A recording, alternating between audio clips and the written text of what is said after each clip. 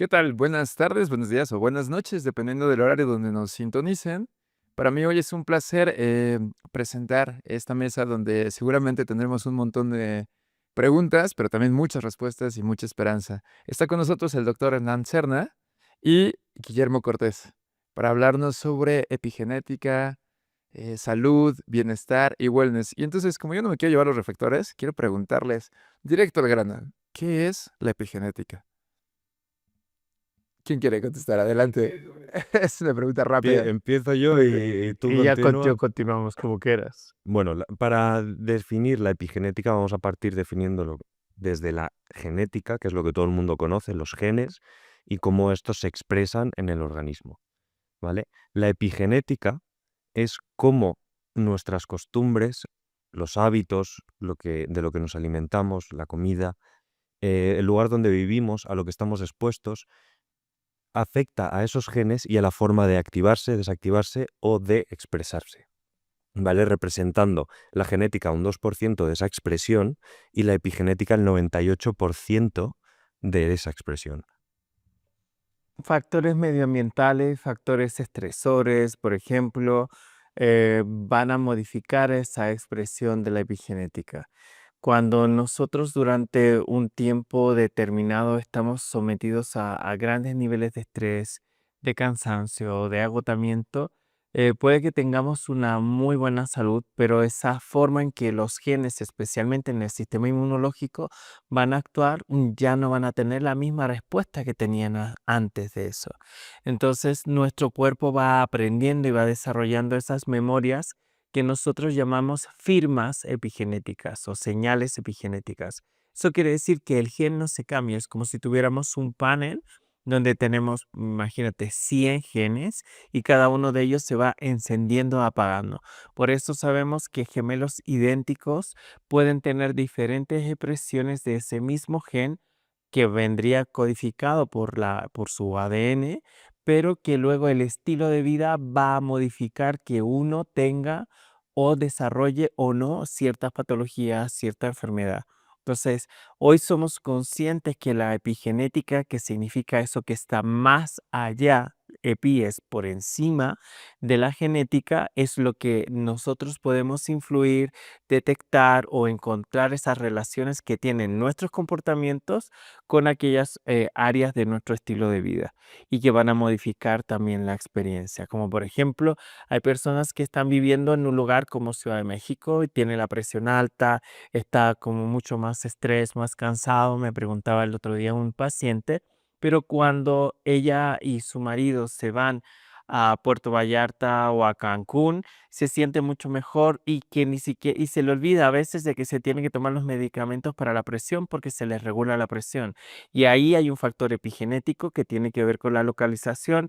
Estamos a más de 2000 metros de altura y eso influye en el estado de ese corazón que necesita tener un esfuerzo mayor y que actúa sobre ese lugar donde la persona está viviendo, ¿no? Entonces es un factor estresor epigenético. De acuerdo. Cuando hablamos que este 2% es la expresión de nuestros hábitos o del ambiente, ¿eso quiere decir? No, es la genética, es la que representa el 2% de lo que no cambia, lo que no muta, lo que ya viene codificado por tus genes. Cuando hablamos que el 2% es los genes, digamos, que ya traigo yo cuando he llegado a este mundo, ¿eso quiere decir que el otro 98% son o está en total mi control de cómo me alimento, si hago ejercicio, qué vivo, dónde me presento? ¿Eso es así? ¿Eso lo puede entender nuestro público así? Exacto, o sea, hay una serie de variantes. La epigenética no solamente está evaluando tu comportamiento, tu acción de tu vida ahora mismo, sino que nos permite entender hasta 4 generaciones. Por ejemplo, un ejemplo muy común es el que se ha desarrollado y que nos lleva a entender cómo funcionan, se han hecho experimentos con ratas. Una rata que, por ejemplo, que se le somete a un proceso de mucha violencia, y que tiene esa violencia y que tiene mecanismos estresores del medio ambiente en la primera generación. La segunda generación sigue desarrollando ese mismo nivel de estrés como una maniobra de estrés postraumático y en tercera generación ese estrés se agudiza y se mantiene con mucho más niveles de ansiedad o en otro tipo de variables. Pero lo interesante es ver a esa misma camada de ratas donde se aísla a uno de ellos y se le somete la siguiente generación a un espacio más adecuado, libre de todos estos estresores, de todos estos ambientes contaminantes, y en la tercera generación no se están presentando. Es decir, que muchas veces algunas acciones, esas firmas epigenéticas que han vivido especialmente la madre durante la etapa gestacional, el niño la está experimentando, lo está viviendo en primera persona, y luego pues tenemos a niños con más ansiedad, con unos niveles de cortisol extremos recién nacidos, producido por todos los factores medioambientales que fue sometida la mamá. Y eso va quedándose o se va expresando en futuras generaciones. Y en función de esto que comentamos, que somos pues, dueños de nuestro propio destino, de nuestro bienestar, ¿hay algún caso famoso que te gustaría platicarnos? Bueno, hay varios factores que tienen que ver con la epigenética. Uno de los más conocidos es de un investigador, un neurocientífico norteamericano, que estudió durante toda su vida el comportamiento de los psicópatas. Él fue capaz de estudiar cómo ellos funcionaban y que a nivel cerebral tenían una serie de variaciones distintas. Entonces, este investigador, James Fallon, una de las cosas que hace es buscar esos patrones y descubre, analizando dentro de lo que llamamos en medicina grupo de control, se puso él y se dio cuenta que él cumplía a nivel cerebral con todos los patrones que tenían los psicópatas. Y entonces él se acerca a su madre para hablar con su familia y efectivamente desde pequeño desarrollaba una serie de estructuras psicopáticas. Pero en el entorno donde él se desarrolla con un apoyo adecuado, con amor, con toda esa contención emocional, jamás se convirtió en un psicópata, cosa distinta que en algunos de los miembros de su familia que sí desarrollaban esa psicopatía. Entonces, ¿qué es lo que nos dice hoy la epigenética, y especialmente en esta rama de la neurociencia? Que podemos hacer modificaciones desde nuestro comportamiento, actuando de forma diferente, y lo que va a generar nuevas rutas neuronales, modificar nuestra expresión cerebral y poder desarrollar neurogénesis, que es una de las cuestiones que ahora sabemos claramente y que la epigenética nos da esa visión de que podemos hacer distintos, ¿no? Si pudiéramos enlistar una serie de elementos, si dijéramos alimentación, estímulos positivos, amor, como decías, ¿cuáles serían ese cúmulo de elementos así a grandes rasgos para saber que un ser humano puede crecer en un ambiente totalmente diferente y no desarrollar este tipo de cuestiones? Bueno, lo primero que tenemos que entender que, como dirían los griegos, hay que diferenciar la esencia del accidente. Y el entorno en el que te encuentras forma parte del accidente, no es parte de tu esencia. Por eso para nosotros es tan importante entender y hablar de que el mayor valor de una persona es simplemente por el hecho de ser persona. Si nosotros entendemos que estamos tratando a personas y que estamos trabajando en pos de personas, y independiente de su condición social, independiente de su capacidad intelectual, independiente de todo ello, vamos a poder hacer un trabajo mucho más cercano si vamos a poder conocer a quien está enfrente. Teniendo ese interés genuino, vamos a cambiar o comprender el estilo de vida, que a lo mejor una forma o un cambio de estilo de vida para algunas personas en algunos territorios van a funcionar muy bien, pero en otros no. Como por ejemplo, no sé, vas a lugares donde que el entorno modifica la experiencia. Por ejemplo, no sé si has tenido la oportunidad de ir a los países nórdicos, pero que tengas, por ejemplo, 4 o 3 horas de luz, y que pase lo contrario, que tengas 20 horas de luz, y que ese contraste va a influir muchísimo en las variables epigenéticas. Eso va a influir mucho en que esa persona desarrolle o no depresión, o que se sienta más cansado. La luz va a formar un factor fundamental dentro de la expresión de la epigenética, especialmente dentro de la vitamina D, que es la que necesitamos producir y que ambientes como los que trabajamos hoy por hoy, donde estamos con aire acondicionado en unos espacios cerrados, donde no tenemos contacto con esa luz del sol, va a modificar la expresión de nuestra vitamina D y por lo tanto vamos a desarrollar una serie de condiciones médicas debido a la carencia de esa vitamina. Entonces, todos esos factores forman el conjunto de la expresión de nuestros genes que se llama la persona A, B o C, y a partir de ahí es como debemos construir. Wow, qué interesante. Últimamente he escuchado mucho que hemos satanizado la luz solar, pero por lo que me dices es bastante, bastante útil y sana para nosotros. ¿Qué nos puedes decir de esto? Bueno, realmente es muy importante la acción de la luz solar porque nos ayuda a sentirnos más frescos, a sentirnos mejor y la hemos cambiado por la luz azul, que es la luz de los pantallas y que nos hace estar mucho más activos. La luz solar nos ayuda a regular el ritmo circadiano y este es el ritmo que tienen las plantas de naturalmente despertar con la acción de la luz y irnos a dormir cuando la luz se va, ¿no? Y ahora mismo, pues el efecto que están generando las luces azules, la luz verde, por ejemplo, todo este tipo de luces va modificando la expresión de nuestro cerebro y muchas veces tenemos trastornos de sueño, tenemos dificultades para dormir y eso nos genera procesos inflamatorios que luego tienen otro tipo de consecuencias. Entonces, la luz solar se puso muy de moda de que teníamos que evitar la luz solar porque podíamos tener cáncer de piel, porque podíamos tener una serie de otras cuestiones y nos ponemos unas capas súper protectoras para evitar la acción de la luz solar. Pero hay horarios, especialmente por la mañana, donde tomar 10, 12, 15 minutos de sol nos van a regular y van a manejar nuestro estado emocional de una forma mucho mejor. Vamos a poder responder a los estímulos en lugar de reaccionar, porque últimamente ese exceso de cortisol en sangre funciona de forma inadecuada o se dispara el cortisol a las 3, 4 de la mañana y ya no podemos seguir durmiendo, ¿no? Entonces, esa regulación que nos da el sol o el hecho de poder ir a que a veces no es difícil en una ciudad grande, poder ver la puesta de sol hace que tu cuerpo comience a sincronizarse, porque dentro de nuestras células existen estas variables que son nuestros pequeños relojes que están marcando el tiempo de cada situación durante el día. Y cuando nos desregulamos de eso es cuando empezamos a tener síntomas que no son muy positivos y que pueden provocar otro tipo de situaciones médicas. La luz solar es un factor epigenético positivo esencial, como ha dicho el doctor Hernán.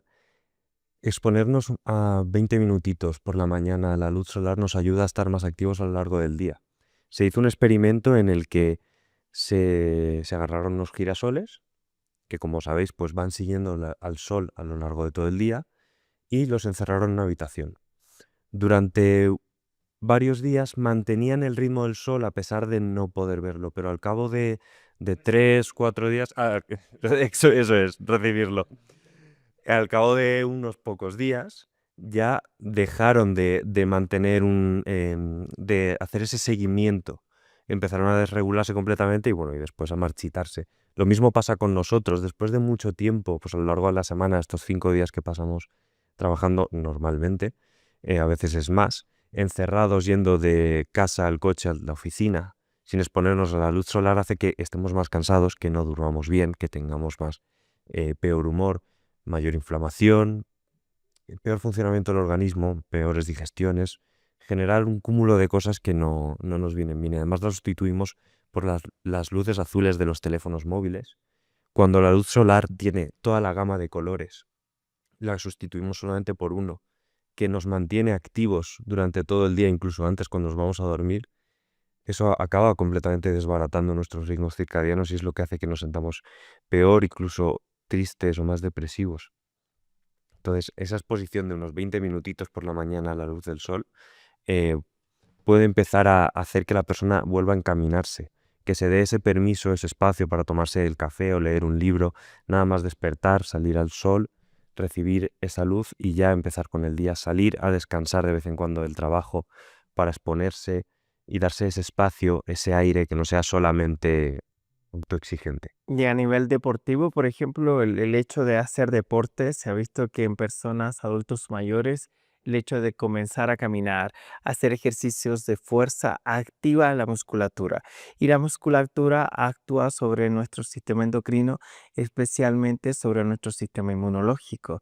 Entonces, cada cambio que podamos hacer, a veces son muy pequeños, que los podemos ver como muy pequeños, pero significan variables muy positivas de cara a la persona. Entonces, el hecho de que tú mantengas tu musculatura funcionando bien cuando ya tienes cierta edad, pues va a ser una acción preventiva para no desarrollar osteoporosis o otro tipo de patología o incluso lesiones, porque lo más peligroso en un adulto mayor es que se caiga y que tenga una lesión mayor. El hecho de que tengamos unos buenos músculos va a hacer que eso funcione mejor. Y no estoy diciendo que tenemos que ir al gym todos los días y hacer mucho ejercicio, sino que esa incorporación de ejercicios de fuerza especialmente va a cambiar esa variable que viene del exterior. Estamos en una sociedad muy sedentaria que para hacer pequeños trayectos vamos en coche o que buscamos esa comodidad que luego nos pasa factura a nivel físico, ¿no? Claro, hace poco escuchaba un video y corríjanme si esto es un error. Decía la persona que hacía el video, pues tienes que pensar cómo evolucionó el hombre durante miles de años y que obviamente no había azúcar añadida, tiendas de conveniencia, por supuesto no había pantallas, nos íbamos a esconder a las cuevas justo cuando caía el sol, salíamos cuando salía el sol, buscábamos los alimentos o cazábamos, hacíamos ejercicio porque era necesario para sobrevivir. Y entonces un poco lo que decía el video era, si sales de ese cuadrito donde el humano se insertaba, pues todo lo demás no le ha dado a nuestro cerebro tiempo de evolucionar tan rápido y adaptarse. ¿Eso es correcto? ¿Podríamos hacer una distinción entre esas cosas? Bueno, hay una cuestión muy interesante ahora que mencionas las cuevas. Las cuevas, al estar en contacto con la tierra, en China hay unos pueblos que están metidos dentro de la tierra y que están integrados dentro de la tierra, que tuve la oportunidad de ver hace unos años. Y las cuevas hacen como termorregulador, es decir, en el invierno no hace mucho frío ahí en contacto con la tierra, ni en el verano hace demasiado calor. Mantener esa homeostasis, ese equilibrio, es muy positivo para nosotros, pero hoy por hoy a veces estamos con aires acondicionados que son muy fríos y luego salimos al exterior con una temperatura muy fuerte y esos cambios van generando estos cambios endocrinos en nosotros y vamos teniendo reacciones porque nuestro cuerpo no termina de hacer ese proceso de adaptación. Una de las cosas que me sorprendió, yo he tenido la oportunidad de viajar mucho cuando estuve en Rusia, es que a los niños desde recién nacidos hay un protocolo del tiempo de minutos que pueden pasar expuestos a muy bajas temperaturas para que su cuerpo vaya generando todos esos requerimientos para poder adaptarse al entorno. Entonces, los seres humanos somos seres que hemos aprendido a evolucionar y adaptarnos a condiciones climáticas o muy complejas, pero últimamente pues estamos evitando todos esos mecanismos y mantenemos estructuras similares siempre. Entonces, cuando nos sometemos a un cambio repentino, pues nuestro sistema inmunológico reacciona de una forma inadecuada, como defendiéndose de todo eso porque lo hemos mal acostumbrado a mantener siempre una estabilidad en ciertos aspectos. Qué interesante. Hablando de frío, estas, como nuevos hábitos de meterse en una tina llena de hielos o ducharme con agua fría, ¿eso es positivo para mi salud? Depende para quién. Y depende de cómo y cuándo se haga. Porque hay gente que, que va a lo loco y se mete la cuba llena de hielo como si fuese la bañera. Bueno, y por ejemplo, desde mi punto de vista ya más de la salud coronaria, o sea, para una persona que tiene problemas coronarios, que tiene pues una válvula o que tiene problemas de presión o más bien incluso hipotensión, es una maniobra que hay que tener mucho cuidado porque puede haber una alteración del ritmo del corazón, puede tener una bradicardia severa por el efecto de entrar en contacto tan fuerte, porque el cuerpo va a hacer una reacción o una subida muy grande de presión, porque se va a generar un cambio en el sistema vagal, o sea, el nervio vago va a responder a ese cambio, entonces si tienes alguna condición de salud, antes de someterte a esta moda, que es muy positiva porque nuestro cuerpo aprende y lo podemos ir integrando, pues tienes que aprender a respirar, a integrarlo y consulta con tu médico, porque no, o sea, en medicina no siempre lo que es bueno para ti sirve para mí. Y deberíamos seguir un proceso de acompañamiento porque podríamos tener lo que nosotros en medicina llamamos un vaso vagal, es decir, que el sistema neurovegetativo genere un problema mayor y te desmayes o tengas alguna otra consecuencia. Y además la adaptación, o sea, cuando inicias no hagas lo loco y quédate allí mucho tiempo, sino que vaya siendo paulatina esa integración.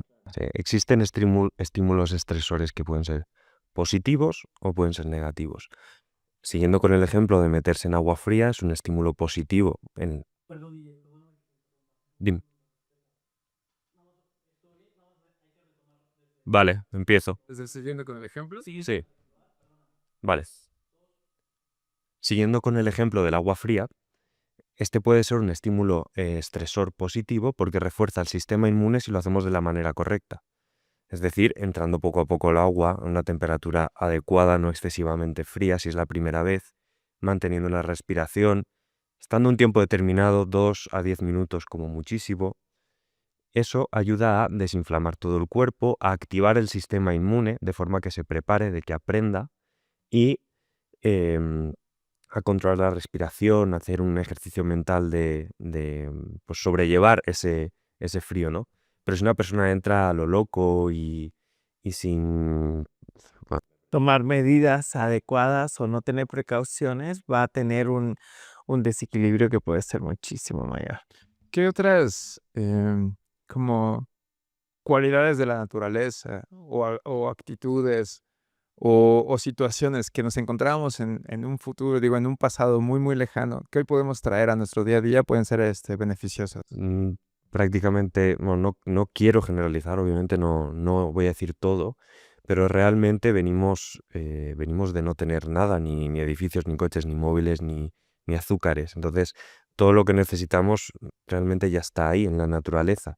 Y para regularnos no es que tengamos que darnos pasos atrás, simplemente es eh, volver un poco al origen, pues estar más en contacto con la naturaleza, volver a exponerse a la luz solar, tratar de comer alimentos que no estén tan llenos pues, de edulcorantes o de conservantes, de pesticidas y demás, o lavarlos bien para eliminar al máximo todo Los eso. alimentos de proximidad, que muchas veces puedas comer los alimentos que son de la zona, eso también va a tener una acción positiva. Ahora hay algo muy sencillo que se ha puesto de moda que tiene que ver con hacer grounding, es decir, caminar descalzo. Eso que nos gustaba hacer de pequeños y de ir descalzo, eso es un gran regulador emocional. Para muchas personas el hecho de quitarnos los zapatos, vamos con zapatos todo el día, los pies no están en la mejor posición, a veces algunos zapatos hacen que se modifique nuestro pie y eso termina generándonos lesiones, dolores de espalda y una serie de incomodidades. Algo tan sencillo que practican los países nórdicos y que se ha visto que tiene una repercusión muy positiva es que cuando llegan a la puerta de su casa, los zapatos se quedan en la puerta de la casa. Es decir, la gente dentro de la casa ya no lleva zapatos y va de una forma mucho más cómoda. El hecho de contactar con la tierra, con la naturaleza, con el césped, con la arena, va a hacer que nosotros podamos modificar esa expresión de toda la contaminación electromagnética que podamos tener y vamos a poder regularnos también de una forma mucho más positiva. Tal vez es demasiado obvio para ustedes. Yo hasta hace poco me topé con ese término, contaminación electromagnética. ¿Nos pueden hablar más de eso? ¿Qué es?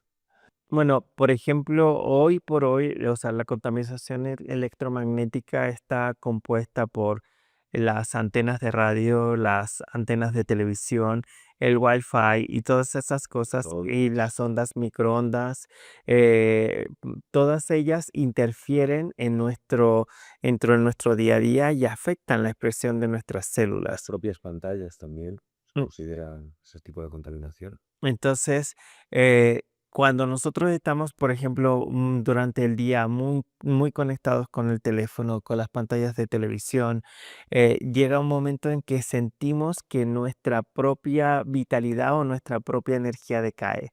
En lugares como en Japón hay centros de desintoxicación de donde van las personas, como quien se desintoxica de drogas, van a desintoxicarse de todos los elementos electromagnéticos.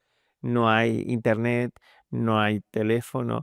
Lo que te puedes encontrar en ese sitio son libros, algo de música, así eso, pero todo lo demás se elimina. Y se ha visto como a nivel cerebral eso genera una desinflamación por parte de esas personas que van a esos centros.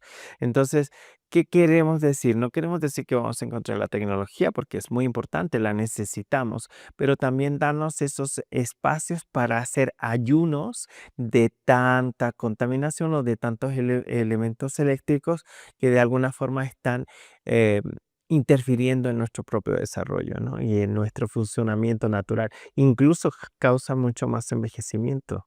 Wow, qué interesante.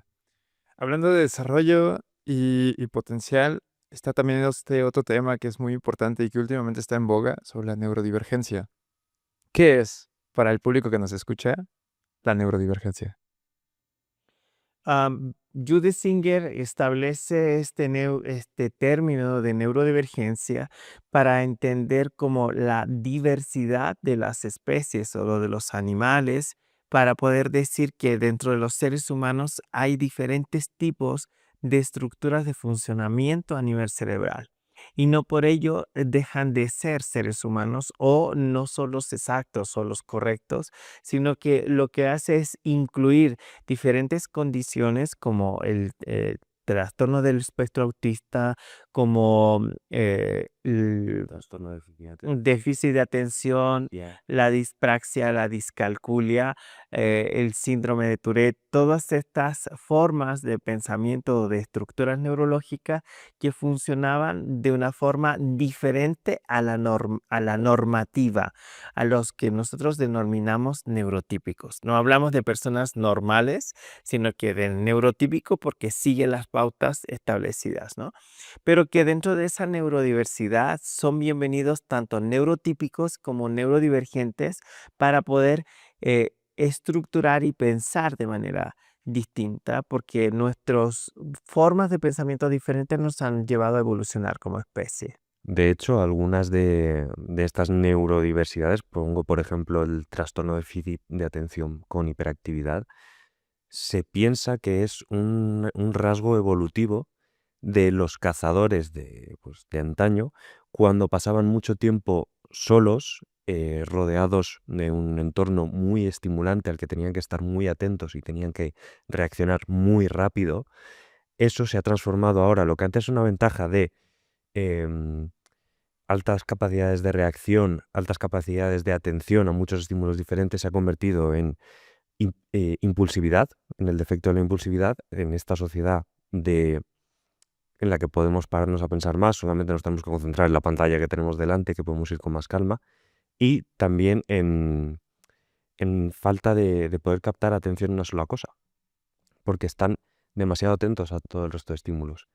Entonces, lo describe un autor en un libro que se llama Un cazador en una sociedad de agricultores, y cómo ese cazador que es capaz de concentrarse en muchas cosas a la vez y de reaccionar rápido, ya no tiene que cazar, sino que se tiene que concentrar en cultivar, y ya esas aptitudes que tiene ya no le sirven y se han convertido en defectos, o subjetivamente defectos. Simplemente es encontrar qué potencial tiene cada persona y enfocarlo hacia ese potencial. No quiere decir que haya un trastorno de un déficit, simplemente hay unas capacidades diferentes porque hay un cerebro con unas conexiones diferentes.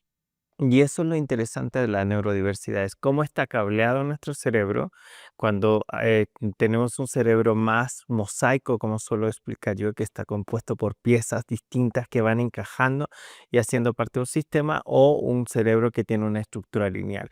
No es mejor uno que el otro, sino que cumplen funciones diferentes. Por ejemplo, en una situación de emergencia, en un hospital, una emergencia, pues una persona que puede estar haciendo múltiples neuroconexiones al mismo tiempo bajo todo su estímulo, a lo mejor es una variable positiva. Pero en otro contexto, esa misma persona pues no va a destacar o va a generar un problema en una sala de cine o, por ejemplo, que necesita estar moviéndose o haciendo cosas porque va a interrumpir a los demás, ¿no? Entonces, tenemos que entender que esta neurodiversidad puede convertirse en un elemento muy positivo para nosotros si aprendemos a quitarnos la máscara y tratar de ser normales, como se nos ha pedido que los demás que sean, o trata de ser parecido a los otros, sino que darnos cuenta que tenemos una cualidad o unas capacidades diferentes y que podemos hacer uso de ellas, ¿no? Existen personas que tienen muchas capacidades y personas que están muy especializadas. Entonces, estas personas con muchas capacidades que se denominan pluripotenciales, al juntarlas con personas especializadas es lo que donde logramos un equipo con una simbiosis perfecta que necesita la sociedad para seguir avanzando. O sea, es necesario combinar estos dos y para eso hay que entenderlos y, como dice el doctor Cernade, quitarnos esa máscara de querer ser todos Normativo. normativos para que cada uno pueda ser como es, comprendiéndose a sí mismo y avanzando. Claro. ¿Cuáles pueden ser como señales de que alguien cercano a mí o yo mismo tengo, o sea, soy neurodivergente? ¿Qué podríamos como resaltar rápidamente así a bote pronto? ¿O cómo se determina? Por ejemplo, bueno, normalmente para poder determinarlo necesitamos apoyo de un profesional que nos haga pruebas diagnósticas para poder saber cuál es la condición que tienes, ¿no? Pero hay diferentes cualidades. Los neurodivergentes, algunos de ellos tienen cualidades como la hiperacusia, o sea que tienen una capacidad para escuchar mucho más que los demás. Están ahora, por ejemplo, escuchando tu voz y estás escuchando las conversaciones del otro lado y de los tres mesas que están alrededor y podrían describirlas. O, por ejemplo, pueden detectar como hace un rato cuando llegó una persona. Yo dije, ya llegó no sé quién y todavía no había entrado por la puerta porque su perfume ya sabía quién era la persona que venía, ¿no? Entonces, hiperestesia, hiperacusia, también una sensibilidad mayor a determinados estímulos, sensaciones, por ejemplo, de algunos de mis pacientes, que ellos pueden localizarte en un lugar donde están las señales de Wi-Fi, dónde están, dónde vienen, y todas esas hipersensibilidades que ellos son capaces de hacer, o que de repente te sientes agredido en un ambiente donde hay mucho ruido, grandes aglomeraciones o en espacios pues donde hay mucha gente o en un concierto, a lo mejor en el caso de un neurodivergente, en un concierto se va a sentir aturdido más que sentirse feliz por estar participando de ese concierto. En los niños, por ejemplo, vemos una cosa que es muy interesante, las texturas. Y las texturas de la comida o las texturas de la ropa les generan como esa sensación de incomodidad. Todo eso pueden ser señales que la otra persona está haciendo o que, por ejemplo, en los casos de los niños, ese niño tiene déficit de atención, es algo que me dicen los papás. Pero ¿cómo si tiene déficit de atención? En la escuela le va mal, no funciona bien, pero de los dinosaurios, que es el tema que le interesa, se lo sabe todos los dinosaurios, todos los tipos, todo cómo funciona, porque esa misma condición de mm, hace que se enfoque obsesivamente en aquello que les interesa. Entonces, las personas que tienen déficit de atención no necesariamente tienen déficit de atención para todo, que eso es importante tenerlo en cuenta, sino que aquellas cosas que captan su atención pueden tener un foco obsesivo e incluso pasar muchas horas dedicado a ellos y perder esa noción del tiempo y del espacio, ¿no? Qué interesante. Ahora que has abierto la puerta a la neurodivergencia y de tu propia experiencia, creo que es como bastante nutritivo que nos cuentes cómo fue tu diagnóstico, cómo lo has vivido, qué capacidades te da y dónde te cuesta trabajo también tal vez encajar en sociedad o ceñirte a un ritmo, digamos, general de trabajo. Cuéntanos de eso.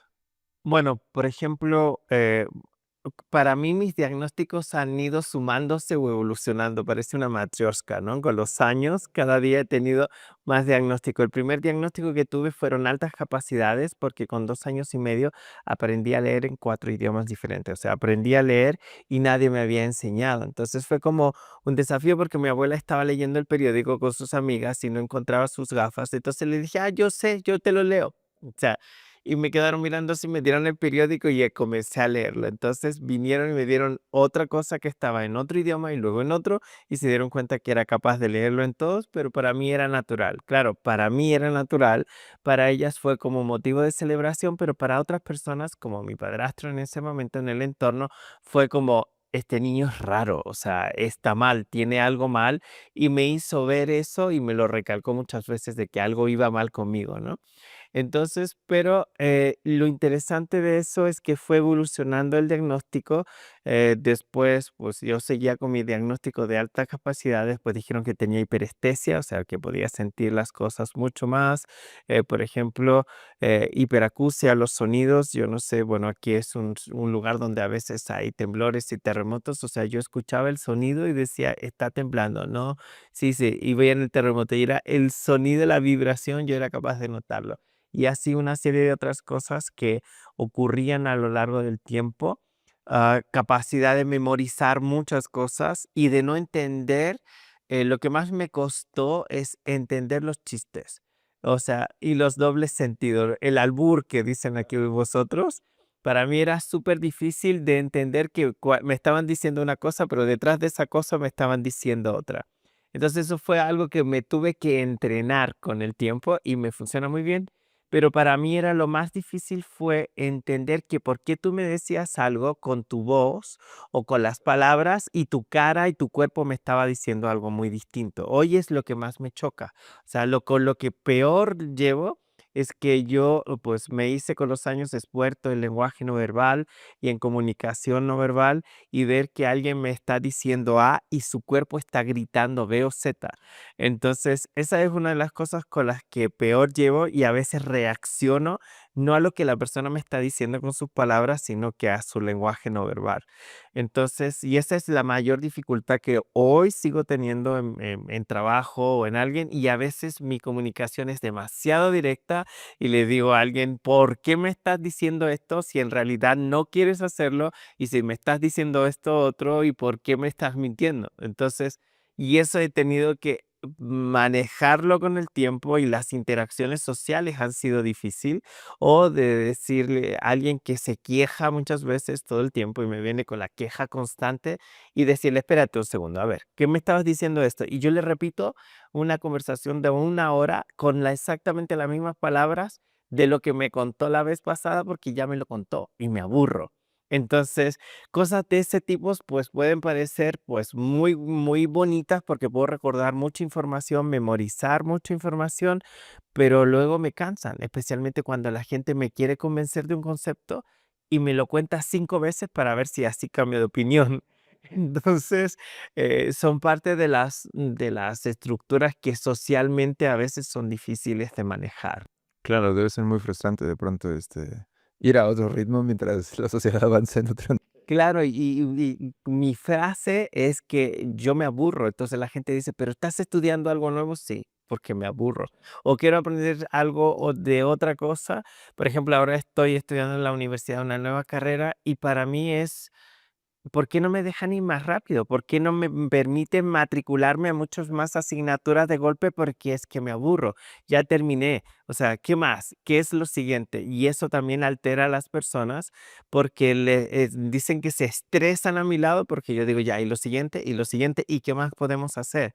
Entonces, cuando ese ritmo es monótono, es suave, alguien quiere seguir el proceso, la estructura, la misma forma, de la misma manera como se ha hecho siempre. Y yo digo, ay, me voy a morir. O sea, la innovación, el hacer cosas diferentes para mí es como lo que me llena de vida. Pero si yo tengo que estar haciendo constantemente lo mismo, de la misma forma, de la misma hora y en el mismo canal, quiero huir. Me imagino, ¿cómo fue tu experiencia con la escuela de pequeño? Breves. Breve. Fue breve. Bueno, fue complicado porque de repente, por ejemplo, la profesora de biología o del tema que fuera, nos daba el libro y decía, esto es lo que vamos a ver en todo el semestre, estas van a ser los libros que te tienes que leer, estas son las cosas que vas a tener que hacer. Entonces, y yo decía, pero si eso yo ya me lo leí hace años. O sea, ya me aburro, o sea, y ella empezaba a describir un concepto y decía, está equivocada, eso no es así. Y le interrumpía. Entonces decía, no, eso no es así, eso no es así. Y entonces, claro, imagínate el problema para la gente, ¿no?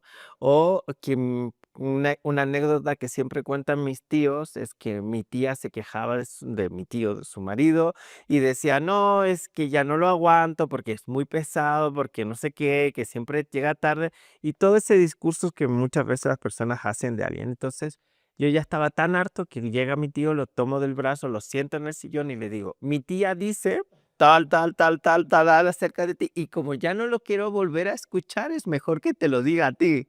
Entonces, y ellos se reían porque decían, o sea, Hernán hace ese tipo de cosas. Entonces mi mamá encontró la solución. Para que yo no molestara ni hiciera ese tipo de acciones, me daba libros y cosas para que yo estuviera tranquilo. Si Hernán tiene un libro en la mano, no va a molestar a la gente. Entonces, y era la forma de mantenerme así. Pero yo tengo pacientes así. Hoy tengo niños que son así, que los padres sufren porque ellos vienen y hacen comentarios, dicen cosas de forma directa, son demasiado literales, aprenden de esa forma como lo hacía yo y yo me divierto con ellos, o sea, pues, sus padres y el entorno no tanto. Por ejemplo, una de ellas le dijo pues, a una señora religiosa de su colegio, estaban hablando de los pecados. Entonces, ella me dice algo muy lindo porque, bueno, o muy triste al mismo tiempo, porque pues en el colegio le dijeron que su papá se iba a ir al infierno por una serie de comentarios.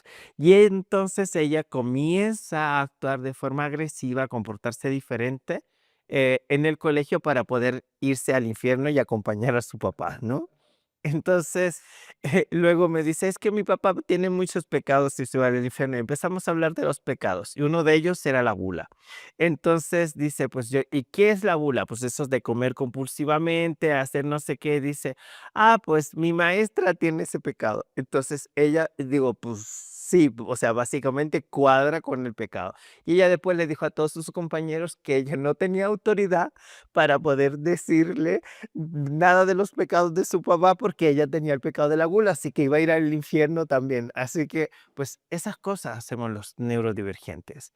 O sea, que de repente nos salimos del espacio donde lo que socialmente se espera de nosotros o hacemos todo lo contrario. Una persona que tiene déficit de atención sin hiperactividad. Esa persona tiene una gran cantidad de conexiones, está hablando, respondiendo, diciendo, lleva el ritmo con el cuerpo, está haciendo muchas cosas al mismo tiempo, pero no dice nada hacia afuera, no vocaliza, no está diciendo que me duele, que me cansa, que me aburre, que el que tiene hiperactividad lo ves, pero ese otro va con su máscara. Y ese masking es muchísimo más difícil porque esa persona tiene necesidad de que le amen, de que le abracen, de que le acepten, que como algunos de mis pacientes compran cariño, él me contaba que él compraba estas cosas de colección, que iban coleccionando juegos, tazos y estas cosas, se las intercambiaba y se las regalaba a otros para que jugaran con él. Entonces, y todas esas acciones que muchas veces tenemos son parte de esa neurodiversidad que ocultamos bajo el masking por esa máscara que llevamos para tratar de ser aceptados. Entonces, no es fácil, y hay que ir aprendiéndolo día a día, pero al final vas rodeándote de personas que son como nosotros, neurodivergentes, y que dentro de esa neurodiversidad aprendemos a entendernos, pero lo más valioso es conseguir que personas neurotípicas, como mi socio Álvaro Capitán, tengan paciencia con nosotros y con nuestras rarezas, ¿no? Dentro de esa neurodiversidad. Virtud. Virtudes. Me encanta la acotación. Y en tu caso, ¿cómo fue el diagnóstico, tu experiencia? ¿Cómo ha sido tu vida, el colegio? En mi caso todavía no entiendo las ironías ni los sarcasmos. No entiendo todo lo que han dicho. En mi caso, Yo parto con un doble diagnóstico de autismo y de trastorno de déficit de atención sin hiperactividad, que además lo recibí a la edad de 27 años, o sea, una edad donde la vida ya está establecida, vamos a decirlo así. Pero en el momento en el que lo recibí, la verdad es que fue muy interesante y mi reacción, porque fue básicamente así, fue como, vale, todo está igual, solo tengo más información. No, nada había cambiado, yo no había cambiado, simplemente eh, a partir de ahí aprendí a reenfocar el cómo mi autoconcepto y el cómo funcionar y cómo sentirme yo mejor conmigo mismo, ¿no?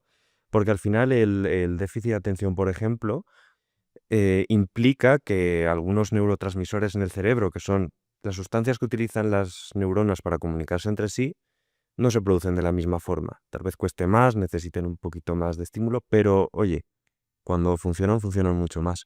En el caso de la motivación, con todo el tema de la dopamina y demás, la gente con déficit de atención puede tener picos de motivación súper altos y ser súper productivos, súper creativos en esos momentos, bueno, estar en la cresta de la ola, genial.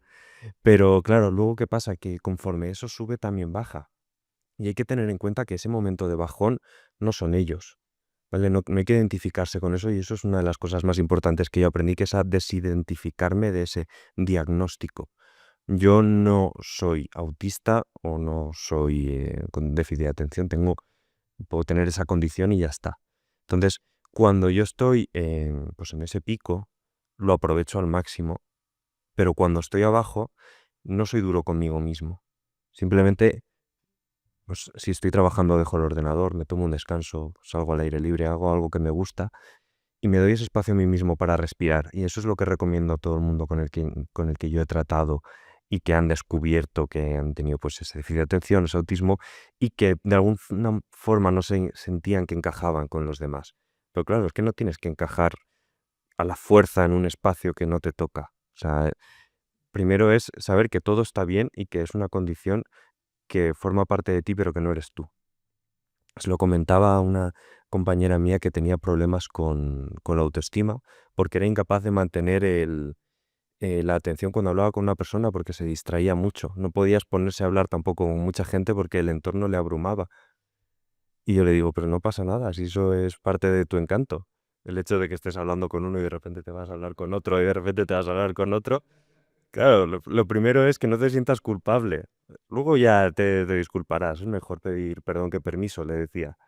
Y claro, ese cambio de paradigma para mí es lo primero. Decir, vale, tienes este dato, ¿qué vas a hacer con él? Claro, totalmente. ¿Cómo se relaciona esto con el coste emocional, con la ansiedad, con la depresión? Si bien lo decías que estos bajones, ¿cómo hay cierta predisposición de los neurodivergentes? Sí, es mucho mayor en la predisposición dentro de los neurodivergentes por esto mismo, por la necesidad de adaptarte, por la necesidad de ser parte de ese grupo, de encajar en lo que se espera de ti, en lo que socialmente se espera o cómo deberías comportarte. Entonces, eso lleva a generar un vacío existencial mucho más profundo, sensaciones de depresión, un estrés mucho mayor porque para determinadas acciones, para un neurodivergente muchas veces implican el triple de esfuerzo. Por ejemplo, una persona va a trabajar y su jornada laboral termina en el momento en que acabó la hora y que todo el mundo se va. Pero el neurodivergente muchas veces lo que hace es empezar a repasar como una línea del tiempo todo lo que hizo, todo lo que le faltó, todo lo que no dijo y que debería haber dicho, todas aquellas cosas que están incompletas dentro de su cabeza y sigue trabajando. Y está haciendo un esfuerzo extra que realmente es mucho más desgastante que para el neurotípico que hace sus horas y cumple con ese tiempo, ¿no? Y también esas conversaciones interminables que a veces tiene el neurodivergente consigo mismo, donde se empieza a responder, se empieza a preguntar y empieza a no a tener conversación con el otro, sino que las tiene internamente y a veces esas respuestas no son del todo positivas.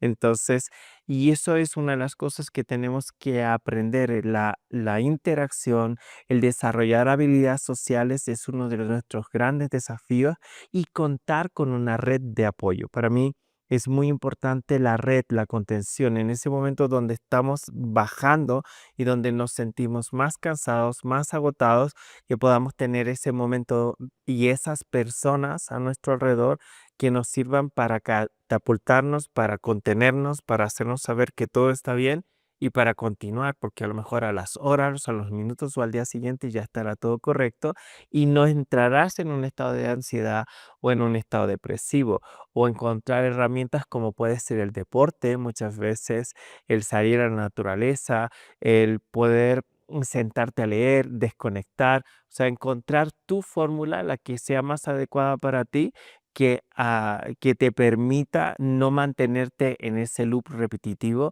de ese estado emocional.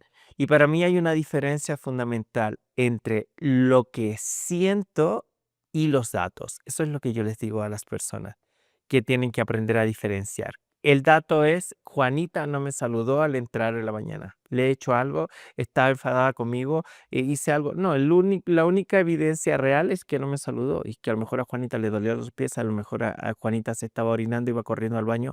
Pueden ser múltiples factores. Entonces, ¿qué es lo que yo les digo a las personas neurodivergentes? Separa datos de emociones. No interpretes eso bajo esa emoción, sino simplemente aclara el dato. ¿Qué pasó ayer? Oye, no, viniste a un saludo. Ah, no me di cuenta, venía a correr. O sea, no interpretemos tanto. No es necesario rizar el rizo para poder tener esa respuesta, porque eso es lo que hacemos nosotros. Rizamos y lo volvemos a rizar y seguimos haciendo todo ese proceso que a veces es agotador para con nosotros mismos. Bajar ese nivel de autoexigencia que también se traduce, por ejemplo, en los neurodivergentes, el síndrome del impostor, que no terminan de sentirse validados y que siempre tienen que hacer algo más para sentir que lo están haciendo bien. Eso nos da ventajas porque mejoramos continuamente, pero al mismo tiempo no nos permite integrar esa celebración, ese momento de triunfo o de aquellas cosas positivas que nos ocurren. Entonces, hoy, por ejemplo, los datos son alarmantes. La mayor parte de neurodivergentes que se diagnostican son hombres, mucho menos mujeres, porque ellas aprenden desde pequeñas a aparentar lo que se espera de ellas. Viven ese masking, esa sonrisa cuando no tocan, cuando no quieren, porque aprenden que esas son las respuestas sociales que hay que tener. Y se ha visto en niñas que se les saca de ese entorno y ya no saben cómo reaccionar porque las respuestas condicionadas del entorno a las que tenían que hacer ya no las tenían y era simplemente efecto de esa sobreadaptación que puede traer consecuencias como depresión endógena, sensaciones como de gran frustración y que pueden traducirse en otro tipo de patologías, ¿no? Yo pongo, bueno, existen varias teorías que describen el cerebro de las personas neurodivergentes como un cerebro hiperreactivo e hiperperceptivo. Es decir, que hay muchas conexiones en áreas, pues por ejemplo, que tengan que ver con la sensibilidad, con la audición, con la vista, con el olfato, etc. Vale, entonces yo pongo siempre un ejemplo en el que pues imaginamos que tenemos un paisaje, en el que más os guste, a una escala de colores estándar. Vamos a decir, aquí me vais a perdonar los de audiovisuales porque igual me equivoco.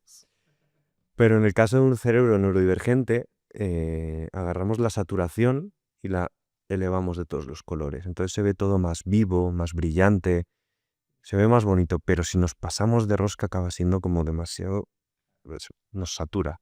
Eso es lo que pasa con ese tipo de cerebros, porque tienen muchas conexiones en ese campo. El hecho de trabajar conexiones en el área comunicativa, que por lo general no están tan trabajadas, estímulos positivos, estímulos epigenéticos positivos como el deporte, sobre todo el que tiene que ver con deporte de fuerza o deporte de coordinación o deporte de equilibrio, deporte de autopercepción del cuerpo, que es lo que se llama la propiocepción y la interocepción, todo eso ayuda a generar nuevas conexiones y además a jugar con esos neurotransmisores. Y ahí juega un papel muy importante también la nutrición. Si sabemos que no vamos a producir los mismos neurotransmisores con tanta facilidad, vamos a ver de qué se componen y qué alimentos nos lo dan. Y vamos a ordenar esa alimentación, pues si es por la noche, pues si queremos dormir mejor, pues queremos segregar más melatonina, más triptófano, comeremos un tipo de alimentos u otros. Si queremos, por ejemplo, para controlar la saciedad, Algo que va muy bien es el chocolate puro, porque ayuda a segregar oxitocina, que es la hormona del amor. Wow, dice producción, delicioso Wow, dicen chocolate. desde producción, sí. El chocolate Pero puro, puro es sin puro. Claro. leche. Eso es, por favor. Y sin azúcar, me Y sin imagino, ¿no? azúcares, a ser posible, sí. Pero se puede endulzar con otras cosas, como con la miel, por ejemplo, que también ayuda a segregar dopamina. Entonces, con eso vamos jugando y tenemos respuestas equilibradas, porque también existe la dopamina negativa, que es lo que hacemos al Instagram, ya está, fácil. Sin embargo, una conversación con amigos tomando algo, eso es dopamina sana. Entonces, jugando con la epigenética y estos estímulos positivos y comprendiéndonos mejor, podemos regular toda esa hiperreactividad, hiperperceptividad para enfocarla hacia algo más positivo. Sé que eres veterinario. ¿Cuáles son los beneficios de tener animales de compañía presentes en nuestra vida, como neurotípicos o neurodivergentes? Bueno, para empezar, para mí es la tranquilidad que me transmite tener simplemente un animal aquí. Ya, vamos, yo tenía una perrita, por decirlo cariñosamente, pero pesaba 40 kilos, la perrita. Y a mí me daba mucha calma cuando ella estaba durmiendo a mi lado porque roncaba y ese ronquido me relajaba a mí. O sea, yo me tumbaba con ella y me dormía con ella en el suelo. Entonces, para las personas que nos gustan los animales, porque entiendo que hay gente que puede tener sus miedos y demás, ya de por sí ellos armonizan el ambiente. Además, sirven de puente para establecer esa comunicación, sobre todo para las personas neurodivergentes, para que tienen problemas a la hora de relacionarse. Ahí hay un puente de conexión con otra persona para establecer o para iniciar una conversación.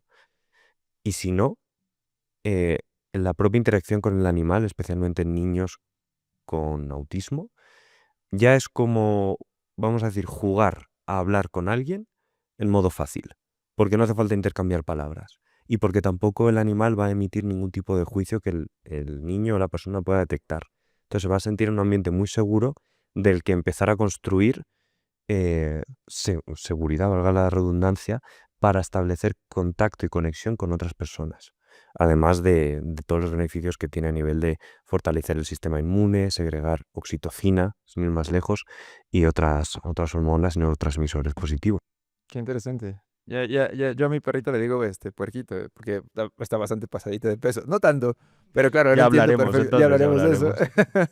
¿Cómo pueden los neurodivergentes beneficiarse entonces de un estudio de epigenética para mejorar alimentación, hábitos o saber qué cosas se pueden ajustar en las rutinas en el día a día?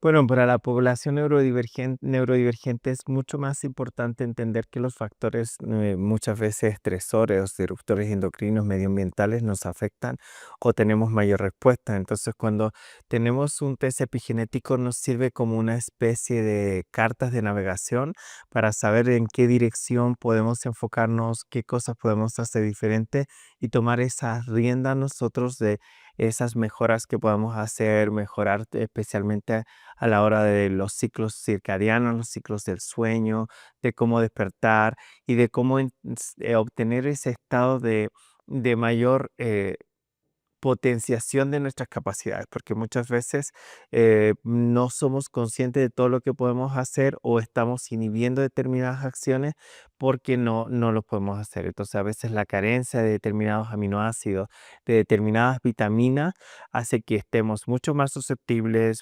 reaccionemos mucho peor a ciertos estímulos y cuando eso está en homeostasis o en balance, realmente nos sentimos mucho mejor, más cómodos y eliminando factores alimenticios que pueden provocar inflamación, porque en nuestro caso a veces tenemos reacciones mucho más fuertes con un alimento que podemos generar mayor estado de inflamación que alguien neurotípico que tiene una mayor resistencia. Se ha visto que hay más permeabilidad intestinal dentro de los neurodivergentes que dentro de los neurotípicos y es algo que deberíamos aprender a conocer y que a lo mejor algo que nos puede gustar mucho puede estar generando esa alteración en nosotros y haciendo pequeños cambios vamos a tener una gran diferencia. A grandes rasgos, ¿cómo funciona el estudio de epigenética para que el público lo pueda entender? Básicamente lo que hacemos es extraer 5 cabellos, folículos desde la raíz y los procesamos, eso en unos 15, 20 minutos. Esa información se va a los laboratorios en Hamburgo, en Alemania, donde podemos tener todas esas estructuras y podemos ver desde más de 900 biomarcadores, seleccionamos 98 específicos dependiendo del test que seleccionemos. Puede haber uno más amplio que puede ser wellness, uno para poder mejorar, por ejemplo, si quieres hacer un efecto anti-aging o si quieres perder peso, o sea, todo eso va a ser indicado y vamos a poder personalizar tanto los cambios o adaptaciones en el estilo de vida, la dieta o incluso como aquí en Evoca trabajamos con suplementos epigenéticos que nos permiten entender o hacer un ajuste muchísimo más fino a la expresión de ese gen o a las respuestas que esa persona va a tener. ¿Qué es un suplemento epigenético, doctor? Bueno, la diferencia entre un suplemento al uso es que un suplemento al uso está formulado para que la persona que lo vaya a utilizar cubra determinadas falta de nutrientes o de vitaminas o elementos que no adquiere a través de la dieta. O sea, a través de la dieta, pues me está faltando zinc, me está faltando vitamina D, me faltan vitamina B. Por ejemplo, las personas veganas necesitan incorporar mucho más vitamina B por suplementación en su alimentación. Eso es lo que podría hacer un suplemento cualquiera. En cambio, un suplemento epigenético está orientado a hacer variaciones de la expresión de ese gen, cómo ese gen se está comportando, y a lo mejor está comportándose como una acción proinflamatoria. Por ejemplo, cuando hay una alteración de un gen que está vinculado con la vitamina C, cuando aparece esa alteración del gen que tiene que ver con algo antiguo que se llamaba escorbuto, pues era una enfermedad bastante compleja por la carencia de fruta, especialmente los navíos, ¿no? Los barcos. Y fue muy tarde, mucho más tarde cuando se empiezan a incorporar. Entonces, la eliminación de determinadas frutas y verduras puede generar esa acción porque hay gente que no le gustan las frutas, no le gustan las verduras y no la incorpora en su dieta. Entonces, eso puede provocar un efecto proinflamatorio. Entonces, imagínate que tú vas entrando a tu casa y te cambiaste, como hizo Guille hace un tiempo, el corte de pelo y cambias el estilo y todo eso, y los de seguridad de tu casa no te dejan entrar porque dicen, este no es David o este no es Guille, entonces no lo vamos a dejar entrar porque viene disfrazado de tal y, o sea, no es la persona. Y eso es lo que va a entender nuestro sistema inmunológico, va a interpretar mal esa señal y va a atacar a este agente que es positivo y va a transformar esa expresión del gen en un gen proinflamatorio. Entonces, esa es una de las cosas que podemos hacer modificando factores epigenéticos. Wow, qué interesante. Y entonces rescato perfecto que después del estudio epigenético y la suplementación, dedicada o personalizada, podemos tener como una calidad de vida mejor, ¿no? Los neurodivergentes y además rendir en otro nivel y sentirnos, como hace rato Robert decía, con aceptación propia, ¿no? Sí, no solo los neurodivergentes, o sea, neurodivergentes y neurotípicos pueden obtener mucho más de la ciencia. La ciencia está pensada para dar respuesta a aquello que desconocíamos ayer. Entonces, hoy tenemos esa oportunidad y de poder hacerlo cada día más cercano, personalizado, participativo, donde tú elijas o vamos haciendo ajustes a mediano, corto y largo plazo, que por dónde queremos comenzar, qué es lo que se quiere hacer porque muchas veces también es importante gestionar las expectativas de las personas que vienen y que Roma no se construyó en un día y tampoco a lo mejor un exceso de peso se construyó en un día y hay que buscar las formas para desinflamar ese cuerpo y no solo en una persona que tenga una neurodiversidad, sino que quiera mejorar su salud. O sea, muchos de nuestros clientes no vienen porque tengan una condición de salud preexistente, vienen porque tienen la intención de mejorar y de hacer que su vida dentro de unos años sea mucho mejor y buscar la manera de cómo cuidarte y tener esa acción preventiva. Claro. Pues bueno, para ir cerrando, Guille, doctor, Hernán, muchísimas gracias por estar acá. Espero que nuestro auditorio tenga muchísimas más preguntas de las que comenzó, porque eso abre un montón la puerta a la conversación. Y qué agradable y qué gratificante que estén ustedes acá para abrir estas conversaciones tan importantes. Entonces, muchísimas gracias. Acérquense a la gente de Boca. Yo a título personal quisiera rescatar el comentario que haces todo el tiempo de volverse el protagonista de su salud. Y por ahí Abraham Lincoln decía que la mejor manera de generar el futuro o diseñar el futuro, pues era crearlo, ¿no? Entonces hoy tomemos en nuestras manos nuestra salud y pues sigamos adelante. Acérquense a los canales de Boca y hagan su estudio epigenético para que puedan ver los beneficios y resultados. Y también si quieren aprender sobre esto, si eres un profesional de la salud o eres una persona que está interesada en conocer mucho más, muy pronto, los días 12 y 13 de agosto, vamos a tener una formación donde vamos a hablar sobre las bases de esta suplementación epigenética, cómo funciona la epigenética con nosotros, qué cambios podemos hacer y cómo podemos aprender para integrarlo en nuestro estilo de vida, en nuestra consulta para poder hacer mejoras sustanciales en esa dirección, ¿no? Y como decía el doctor Moshe Feldenkrais, vamos a hacer de lo imposible posible, lo posible algo fácil y lo fácil elegante. Y eso es lo que estamos buscando tanto en Evoca como en Instagram Neurociencia. Muchísimas gracias. Gracias. Nos vemos 11 y 12 en agosto en Ciudad de México. Gracias.